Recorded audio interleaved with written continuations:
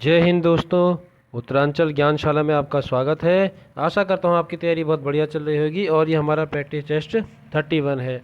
कल मैंने टेस्ट नहीं डाला था, उसका कारण ये है कि आप लोगों के व्यूज़ बहुत कम थे। तो जब आप लोग देखेंगे नहीं तो फिर क्या फ़ायदा होगा डाल के। लेकिन कुछ बच्चे हैं, कम से कम 12-13 बच्चे ही अगर देख रहे हैं तो चलो, उतने लोग फ़ायदा उठा रहे हैं या उतने लोगों का लाभ मिल रहा है, इसलिए वो लगातार देख ही रहे हैं। तो ऐसा सोच के फिर मैं बना लेता हूँ, वरना फिर मन करता है कि रहने दो जब सामने वाला इंटरेस्टेड ही नहीं है।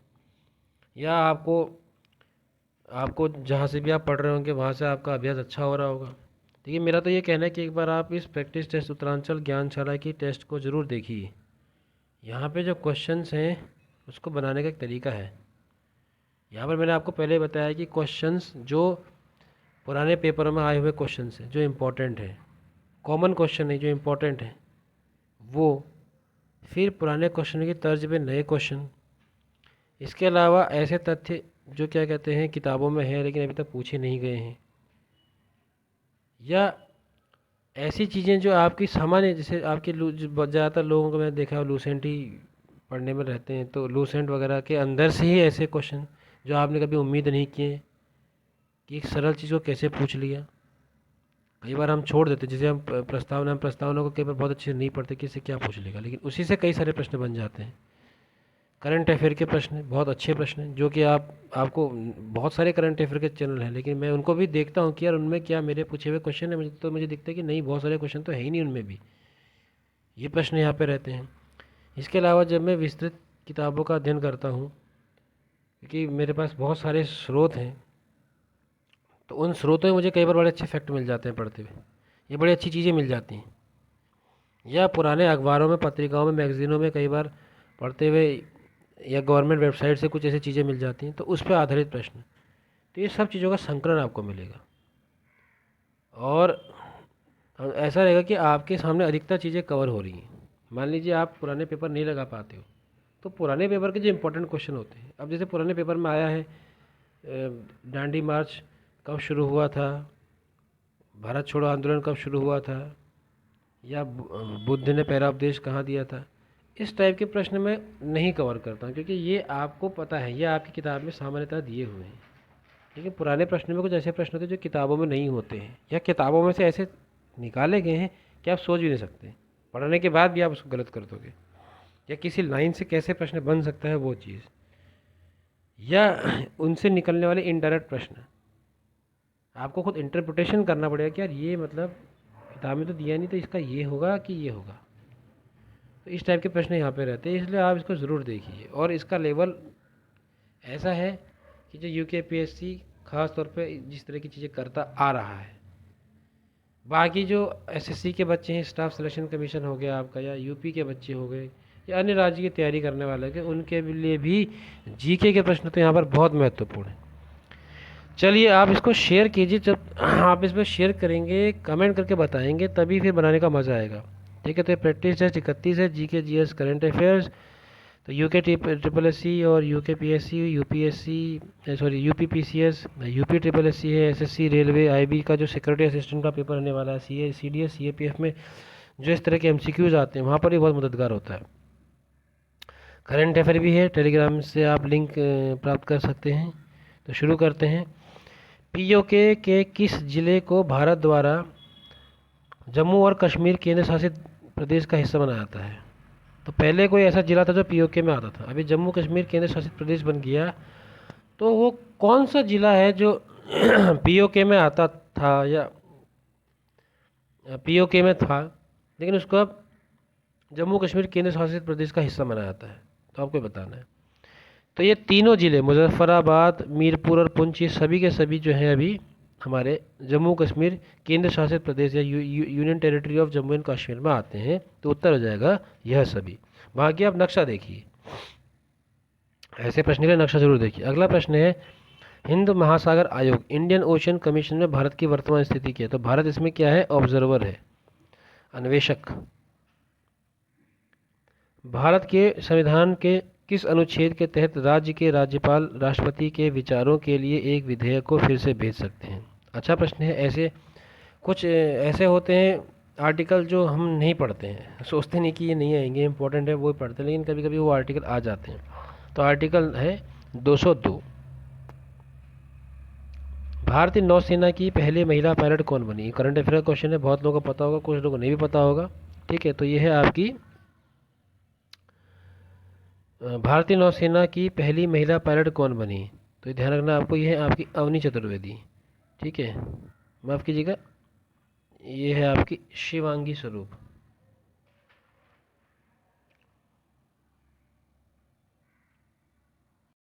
तो जो ये आपकी शिवांगी स्वरूप है, ये आपके बिहार के मुजफ्फरपुर ज़िले से हैं। ठीक है, तो ये आपको याद रखना है। मिशन पूर्वोदय किससे संबंधित है? कभी कभी क्या होता है, हम पूर्वोत्तर राज्य का विकास लगा देते हैं।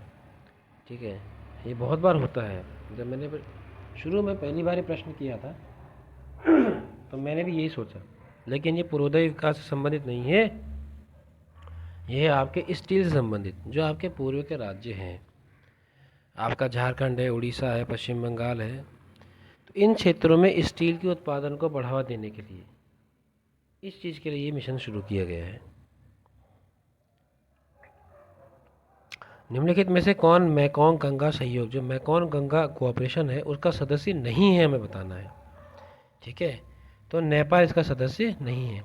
तो जो मैकोंग नदी निकलती है, जो आपका चाइना से निकलती है, वो जिन जिन देशों से बहती है, आपका वियतनाम, थाईलैंड, तो ये सारे देशों के बीच में एक सहयोग बना हुआ है, तो उसको हम मैकोंग गंगा कोऑपरेशन कहते हैं। साधु बेट टापू कहाँ स्थित है? तो ये है आपका गुजरात में। ठीक है, ये क्यों इम्पोर्टेंट है? क्योंकि यहाँ पर आपका स्टैचू ऑफ यूनिटी है।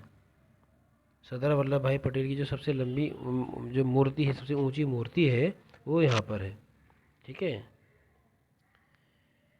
तो ये आपको याद रखना है। सरदार सरोवर डैम के बिल्कुल अपोजिट साइड में है ये। पुरुष हॉकी विश्व कप 2023 की मेज़बानी कौन सा देश करेगा? तो अगर आपको पता होना चाहिए, ये मेरा भारत करेगा। कलिंग स्टेडियम और उड़ीसा में मतलब ये होगा। कौन सा आंदोलन डुंगली चोर प्याज चोर के शीर्षक से प्रसिद्ध है? तो ये है आपका खेड़ा। महात्मा गांधी की जो किताब है, सत्य के साथ मेरे प्रयोग, या माई एक्सपेरिमेंट विद ट्रुथ, इस किताब में उन्होंने इसका वर्णन किया है। तो ये यहाँ पर क्या होता है, ये अंग्रेज़ लोग मतलब वो फसल वसल पे कुछ रोक लगा देते हैं, कब्जा कर लेते हैं, तो फिर ये लोग प्याज चोरते हैं। एक व्यक्ति होते हैं, मुझे उनका नाम अभी याद नहीं आ रहा, मोहनलाल ऐसा कुछ है, वो प्याज चोरते हैं। तो मतलब एक सरकार से बदले के तौर पे, तो फिर वहाँ से वो प्याज चोर नाम पड़ जाता है। तो ये जो आंदोलन है उसमें ये घटना हुई थी, इसलिए इसको प्याज चोर के शीर्षक से प्रसिद्ध माना जाता है। 10वीं शताब्दी में के वो कौन सुधारक थे जिन्होंने भारतीय सामाजिक क्रांति का जनक कहा गया? कई लोग राजा राम मोहन रॉय लगा के आएंगे, वो तुरंत ऐसा होता है कि ये ऐसे क्वेश्चन जो होते हैं ना, ये हमें अट्रैक्ट करते हैं।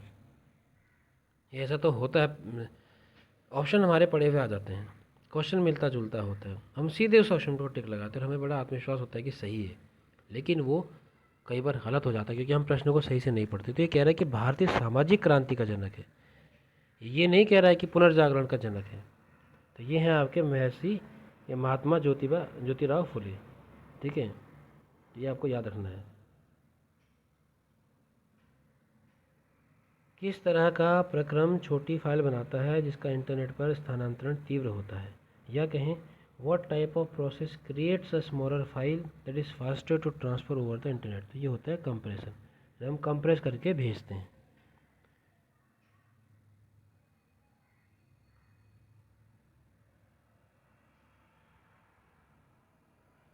अगला प्रश्न है, कौन सी नदी भूमध्य रेखा को 2 बार काटती है? तो आपका जो भूमध्य रेखा है उसको 2 बार कौन सी नदी काटती है? सर आप लोगों को पता ही होगा। ठीक है, तो ये होती है कॉन्गो नदी, इसका नाम क्या होता है? Zaire, Zaire river. ठीक है, west central Africa, west central Africa से निकलती है। म्यांमार की सीमा के सहारे भारत के राज्यों का दक्षिण से उत्तर का सही क्रम क्या है? ये क्वेश्चन आपको मैं होमवर्क में देता हूँ। इसको आपको कमेंट में बताना है और बिना मैप देखे एकदम अभी जो आपकी नॉलेज है उससे आपको बताना है। खुद सॉल्व करिए और क्रम बताइए, ठीक है? और इसको फिर चेक करिएगा। इसका उत्तर मैं नहीं बताऊंगा क्योंकि सरल प्रश्न है। अगर नहीं आएगा समझ में तो कोई डाउट होगा तो आप पूछ सकते हो कमेंट में या टेलीग्राम में मैसेज कर सकते हो। नहीं तो फिर आपको इसका करना है। तुरंत नक्शा देखना है पूर्वोत्तर राज्य का, जो हमारा नक्शा है उसको देखना है और आपको तुरंत बताना है, ठीक है? देखते हैं आप, क्योंकि ऐसे क्वेश्चन कन्फ्यूज़न पैदा करते हैं। हमें पता है, हमें आता है, लेकिन जब सामने ऑप्शन आ जाए तो हम फिर गड़बड़ हो जाते हैं। तो आपको तुरंत इसको करना है।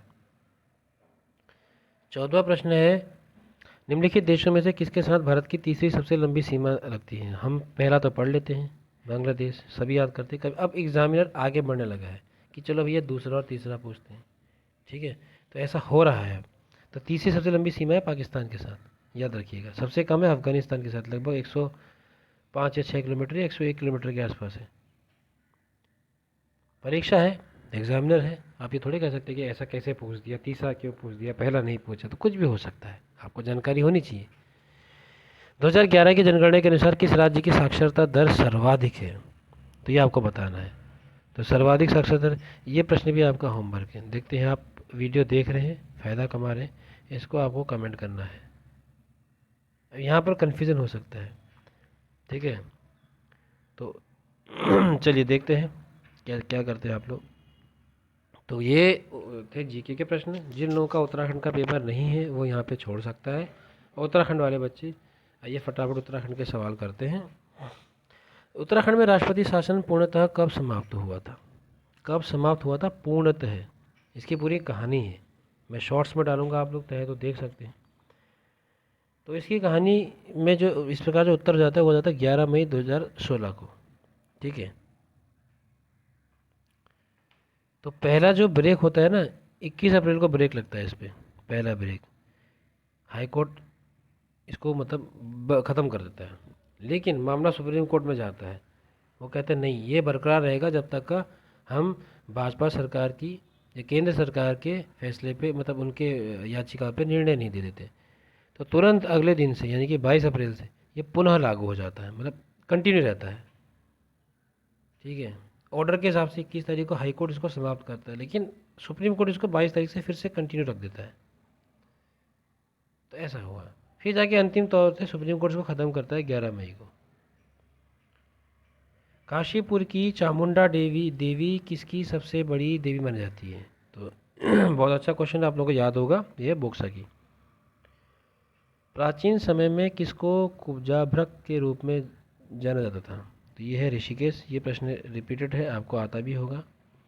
पौड़ी में रेल यातायात का अंतिम बिंदु कौन सा है? पौड़ी वाले जानते होंगे, कोट द्वार। बाकी लोग शायद कंफ्यूज करें। कत्यूरी राजाओं कार्तिकेयपुर, ये जो राजाओं की राजभाषा क्या थी? वो थी आपकी संस्कृत। कत्यूरी वंश के प्रथम राजा वसंत देव ने कौन सी उपाधि धारण की थी? तो ये परम भट्टारक महाराजा धीराज। देहरादून स्थित खुशीराम लाइब्रेरी ने हाल ही में 100 वर्ष पूरे किए हैं, इसकी स्थापना कब हुई थी? ऐसे प्रश्न तो यूकेपीएससी के बड़े पसंदीदा होते हैं। तो ये थी आपकी 4 अक्टूबर 1921, याद रखिएगा, ये इम्पोर्टेंट है, कुछ भी आ सकता है। उत्तराखंड राज्य में सर्वाधिक दशक की वृद्धि किस दशक में हुई? ये प्रश्न बहुत बार आता है, इसलिए आपको याद होना बहुत ज़रूरी है। तो जो सर्वाधिक दशक की वृद्धि थी वो थी 71 और 81 के दौर में। उत्तराखंड राज्य में शहरी क्षेत्र की साक्षरता दर कितनी है? अभी साक्षरता शहरी और ग्रामीण तौर पर भी विभाजित होती है। मुझे विश्वास है कि ये प्रश्न बहुत लोगों को नहीं भी आता होगा, थोड़ा अंदर से है। तो ये 84.45 इंपॉर्टेंट है, याद रखिएगा। आजकल ऐसे क्वेश्चन जनगणना से बहुत पूछे जा रहे हैं। निम्न में से किस राजनेता का संबंध देहरादून स्थित घंटाघर से है? चलिए ये क्वेश्चन आपको होमवर्क देते हैं, देखते हैं आप कितना बताते हैं। इसको आपको कमेंट में बताना है, फिर मैं बताऊंगा इसका आंसर। ये आपको कमेंट में बताना है। WCPA का अंतर्राष्ट्रीय रेंजर अवार्ड किसे प्रदान किया गया? तो ये हैं आपके फॉरेस्ट रेंजर महेंद्र गिरी, याद रखना इनके बारे में। उत्तराखंड में राजस्व पुलिस व्यवस्था कब आरंभ हुई थी? तो 1874 में। कुमाऊं कुमुद का प्रकाशन किस वर्ष हुआ था? तो आपको पता ही होगा, 1922 में हुआ था। कहाँ से हुआ था? अल्मोड़ा से। और प्रेम वल्लभ जोशी जो थे ये इसके संपादक थे, ये संपादकों की टीम में से एक थे। नंदा देवी राजजात यात्रा में किस स्थान पर कुमाऊं के लोग यात्रा में मिलते हैं? तो आपको पता होगा, ये नंद केसरी। ठीक है, इम्पोर्टेंट है। जैसे ये आपका रूट आ रहा है ये आपका यहाँ पर नंद केसरी हो गया, फिर आपका दीवाल हो गया इधर, और यहाँ पे आपका ग्वालदम हो गया। ठीक है, तो इधर से यात्रा आती है, यहाँ पे नंद केसरी मिलती है। तो ऐसे आपको याद रखना, मतलब ये पूरा इसका रूट मैप आपको पता होना चाहिए, पहला स्थान, अंतिम स्थान, महिलाएं कहाँ से आगे नहीं जाती हैं, वगैरह वगैरह। 15वां प्रश्न है, उच्च शिक्षा निदेशालय कहाँ स्थित है? तो यह है नैनीताल में। अगला प्रश्न है, हरुंता बुग्याल कहाँ स्थित है? तो हरुंता बुग्याल आपका कहाँ है? उत्तरकाशी में, याद रखना। तो इस प्रकार ये 16 प्रश्न थे। तो ये प्रश्न समाप्त होते हैं, और आप लोग अभ्यास कीजिए, शेयर कीजिए, कमेंट जरूर कीजिए। फिर निराशा हो जाती है, बनाने का भी मन नहीं करता है। प्रश्न बहुत सारे अच्छे अच्छे प्रश्न, नए नए प्रश्न हैं जो आपका इंतजार कर रहे हैं। फिर क्या फ़ायदा जब आप देखते नहीं, जब लाभ ही नहीं मिला तो क्या फ़ायदा। इसलिए शेयर कीजिए कमेंट करके, और ये उत्तर तो तुरंत तुरंत बताइए। याद है तो ठीक है, नहीं है तो कमेंट में लिखिए कि सर मैं भूल गया, अब मैं इसको पढ़ के दोबारा पढ़ता हूँ, तो आपको पता चलेगा। ठीक है, चलिए, धन्यवाद, जय हिंद।